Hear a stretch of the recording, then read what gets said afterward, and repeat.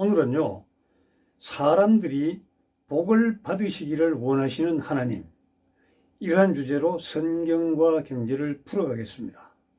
하나님은 모든 사람들이 복을 받고 복을 누리고 살기를 원하십니다. 하나님을 믿는 성도들만 복을 받고 누리는 것이 아니고 모든 사람들이 대상이 된다는 것을 미리 아시고 이 강의를 들어주시기 바랍니다.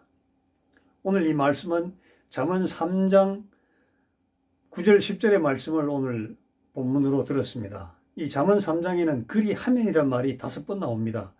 그리하면이라는 것은 그 앞에 무슨 전제 조건이 있다는 것이죠. 이렇게 하면은 이러이러한 복을 주시리라. 백성들이 이렇게 하면은 이러이러한 복을 누리리라 하는 조건부 축복입니다. 조건부. 축복에 조건이 있다는 것이죠.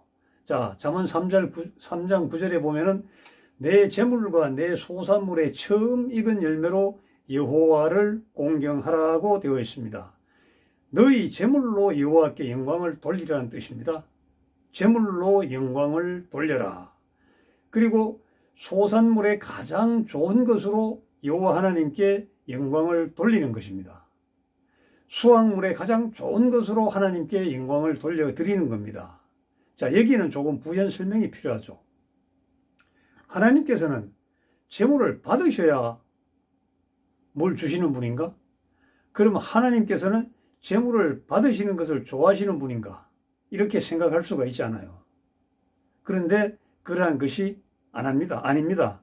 하나님은 당신들이 하나님께서 직접 창조하신 우리 사람들, 우리가 복을 누리고 잘 살기를 바라시는 것이죠. 하나님께서는 당신의 자녀들인 우리가 복을 받아서 누리고 잘 살기를 바라십니다. 삶에서 가장 중요한 복은 뭘까요? 첫째가 재물의 복입니다. 우리가 재물의 축복을 받을 때 하나님께서는 흡족하시고 즐거워하신다는 것이죠. 하나님께서는 창조의 원리 속에 사람들이 재물을 얻고 누리며 다른 생명체들을 경영하던 모든 원리, 질서를 담아 두셨습니다. 그 원리를 찾아서 복을 누리고 사는 것을 보시는 것을 굉장히 흡족해 하시고 무척 기뻐하신다는 겁니다. 여러분 초등학교 다닐 때 소풍 가면은 보물 찾기 하잖아요. 그러면 보물을 여기저기 숨겨 놓잖아요. 학생이 30명이면 넉넉하게 숨겨 놓습니다. 그런데 나중에 보면은 반드시 그 보물을 찾지 못하는 학생들이 1명 내지 2명은 반드시 나오게 됩니다. 그 학생들은요, 찾지 못한 학생들은 울고서 있죠. 아니면 엄청나게 안타까워합니다. 애석해합니다. 타가는 사람들을 보면은 부럽기도 하고 또 약간의 질투도 나고 또 찾지 못한 자기 자신을 자책을 하고 이렇게 되기 마련 아닙니까? 그런데요, 그 모습을 보는 선생님은 어떠실까요? 만약 그 선생님이 찾지 못한 학생의 어머니나 아버지라면 어떻게 될까요? 실망하는 그 아이보다 더 가슴이 아프지 않을까요? 이와 마찬가지로 복을 누리지 못하고 사는 사람을 보시는 하나님께서는 정말 안타까운 마음입니다. 그래 움직여. 그 바로 옆에 있는데, 아니 한 발만 더 나가면 있는데 내가 숨겨두었는데 왜 그걸 못 찾아? 쉬운 곳에 숨겨뒀는데 왜 너는 자꾸 어려운 것만 뒤지고 다니냐? 이렇게 탄식하시는 하나님의 심정을 우리는 알아야 합니다. 초등학교 때 운동회를 하면은 이 길다란 줄에 과자를 이렇게 달아놓고 아이들이 막 달려가서 입으로 그 과자를 이렇게 따먹는 게임을 해요. 그럼 이 과자를 든 이 상급생들이 양쪽에 줄을 들고 있다가 따먹으려 하면 줄을 살살 흔들어요. 흔들면 이 과자가 출렁출렁해서 못 따먹죠.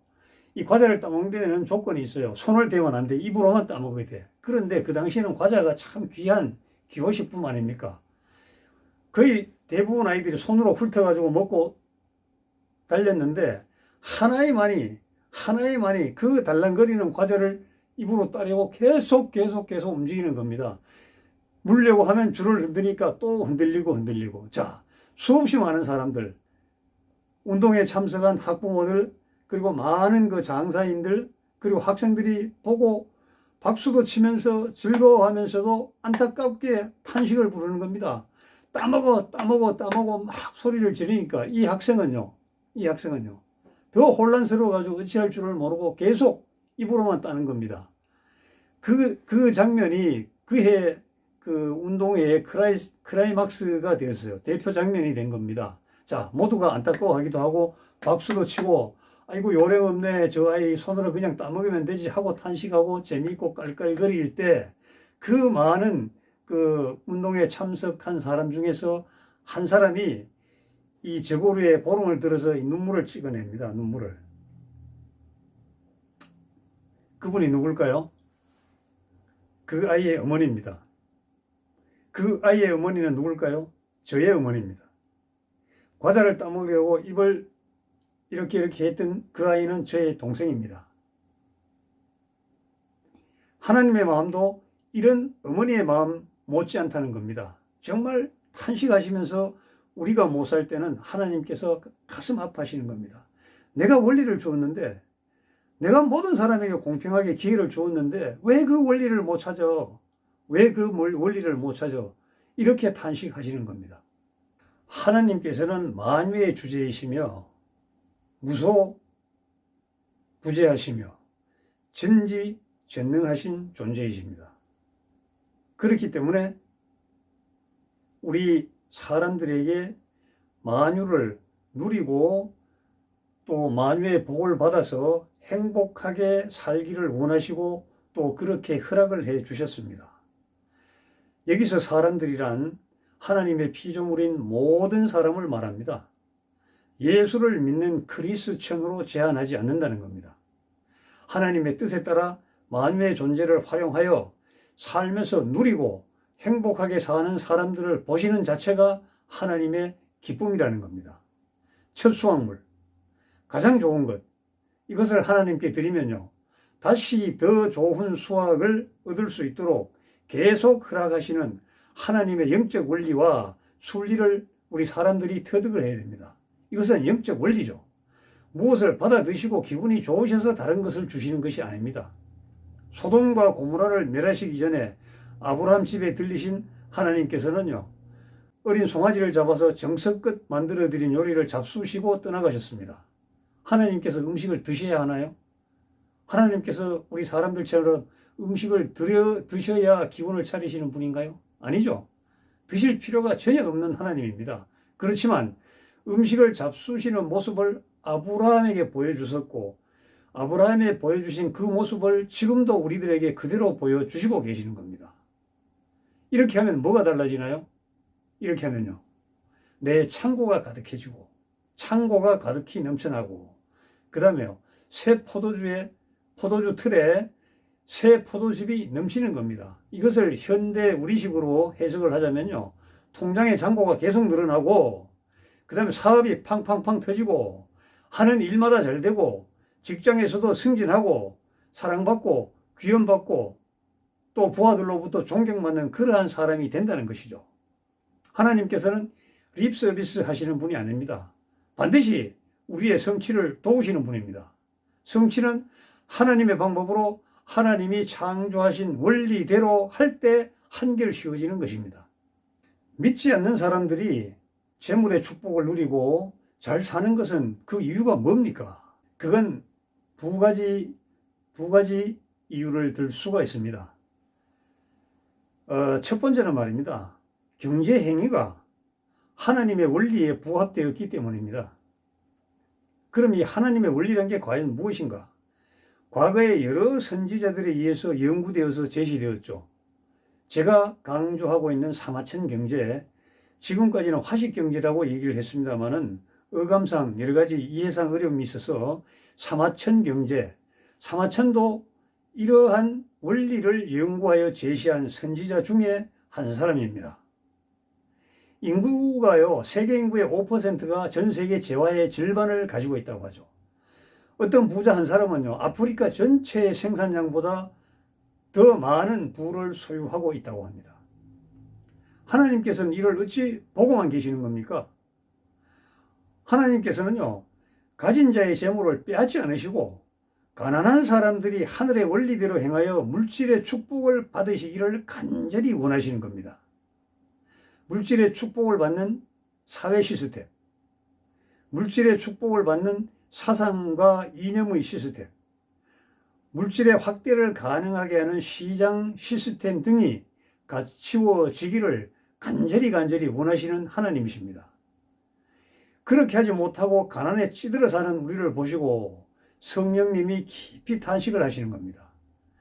그 다음에 이제 두 번째는요, 악한 방법으로 재물을 모을 수 있습니다. 하나님께서는 만유를 창조하셨지만 만유를 다스리는 권세는요, 잠시 사탄의 손에 넘어가 있습니다. 예수님께서 40일 금식을 마치시자 사탄이 광야로 예수님을 데리고 나가서 나에게 절을 해, 나에게. 사탄 나에게 절을 하면은 이 보이는 세상 모두를 너에게 줄 것이야. 이렇게 유혹을 했습니다. 이것은 뭐냐면은 세상 만물이 사탄의 손에 의해서 다스려지고 있다는 것을 증명하는 그 말입니다. 그러나 여러분들께서 반드시 알아야 될 것이 있습니다.